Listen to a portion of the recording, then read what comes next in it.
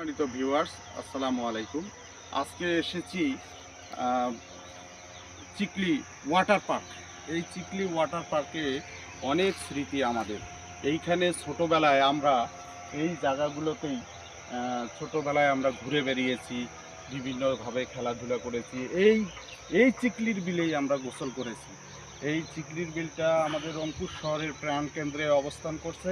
এর পাশে আছে Rangpur medical college and hospital, এখানে আছে বাংলাদেশ ব্যাংক, এখানে রাধাবল্লভ, সাগরপাড়া, এখানে আছে ফায়ার ফাইটিং এলাকা এবং পাশে আছে আমাদের চিড়িয়াখানা। ঠিক এর মধ্যবর্তী স্থানে আমাদের চিকলি পার্ক, এর পাশেই আমাদের অনেক স্মৃতি ছোটোবেলা থেকে। তাই আমরা এই জায়গাগুলো আসলে এখন খুব কষ্ট হয় যে আমরা আর ওই সেই আগের মতো আর বেড়াতে পারতেছি না। আমরা এই চিকলির বিলে এখন যখন তখনও আর উঠতে পারতেছি না। ঠিক এই জায়গাটার মধ্যে একটা বাঁশের সাঁকো ছিল, এই সাঁকো দিয়েই আমরা চিকলির বিলটা পার হতাম। তো আজকে আসলে অনেক দিন পরে এই জায়গায় আসা, তাই ভাবলাম যে এই দৃশ্যটা আমাদের বন্ধুদের জন্য একটু ধারণ করি।